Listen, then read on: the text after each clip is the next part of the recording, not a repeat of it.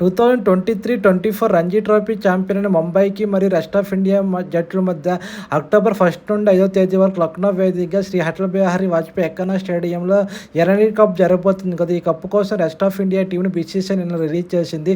టీంలో ఎవరెవరు ఉన్నారు, కీ ప్లేయర్స్ ఎవరైనా విశేషాలు ఇప్పుడు చూద్దాం. రెస్ట్ ఆఫ్ ఇండియా టీంకి రుతురాజ్ గైక్వాడ్ని కెప్టెన్గా సెలెక్ట్ చేశారు. రుతురాజ్ గైక్వాడ్ లాస్ట్ 1 ఇయర్గా ఇండియా తరపున ఏషియన్ గేమ్స్లో కెప్టెన్గా వ్యవహరించాడు. ఐపీఎల్లో చెన్నై సూపర్ కింగ్స్కు, మహారాష్ట్రకు, దిలీప్ ట్రోఫీ ఇండియా సీకి కెప్టెన్గా వ్యవహరించాడు. ఇప్పుడు రెస్ట్ ఆఫ్ ఇండియా టీం కెప్టెన్గా వహించబోతుండు. లాస్ట్ 1 ఇయర్గా రుతురాజ్ గైక్వాడ్ కెప్టెన్గా చాలా బాగా రాణిస్తున్నాడు. రెస్ట్ ఆఫ్ ఇండియా టీంకి అభిమాని ఈశ్వర్ను వైస్ కెప్టెన్గా సెలెక్ట్ చేశారు. అదేవిధంగా ఇషాన్ కిషన్ను వికెట్ కీపర్గా సెలెక్ట్ చేసుకున్నారు.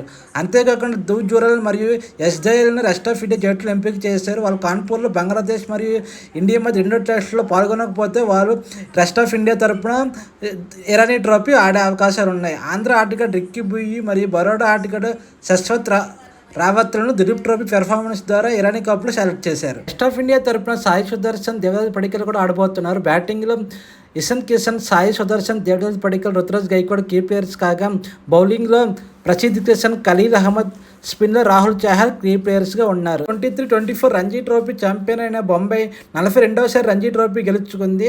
బొంబాయి రంజీ ట్రోఫీలో అజింక్య రహానే కెప్టెన్సీలో కప్పు గెలుచుకుంది. సో బొంబాయి ఇరానీ ట్రోఫీకి కూడా అజింక్య రహానే కెప్టెన్సీలోనే టీంను సెలెక్ట్ చేసింది. బొంబాయి టీం ఎలా ఉంది ఇప్పుడు చూద్దాం. శార్దూల్ ఠాకూర్ ఇంజరీ తర్వాత ఇరానీ ట్రోఫీ ద్వారా కంబ్యాక్ అవబోతున్నాడు. ఇరానీ ట్రోఫీలో బొంబాయి తరపున శార్దూల్ ఠాకూర్ ఆడబోతున్నాడు.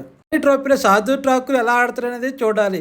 ఇండియా మరియు ఆస్ట్రేలియా మధ్య జరిగే టెస్ట్ సిరీస్లో శార్దూల్ ఠాకూర్ కీ ప్లేయర్గా ఉండబోతున్నాడు. శ్రేయస్ అయ్యర్ కూడా ఇరానీ ట్రోఫీలో బొంబాయి తరపున ఆడబోతున్నాడు. రీసెంట్ టైంలో శ్రేయస్ అయ్యర్ ఫామ్ను కోల్పోయి చాలా ఇబ్బందులు పడుతున్నాడు.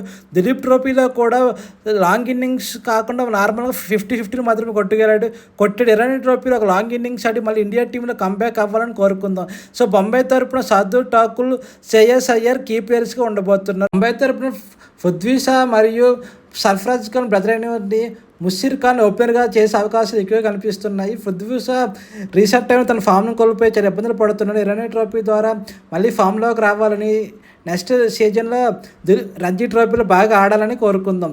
ఇండియా తరపున టెస్టులో ఆడుతున్న సర్ఫరాజ్ ఖాన్ని ఇండియా టీం రిలీజ్ చేసి బొంబాయి తరపున ఇరానీ ట్రోఫీలో పాల్గొనడానికి అవకాశాన్ని కల్పించింది. మీకు ఈ వీడియో నచ్చితే please like and subscribe. Thank you.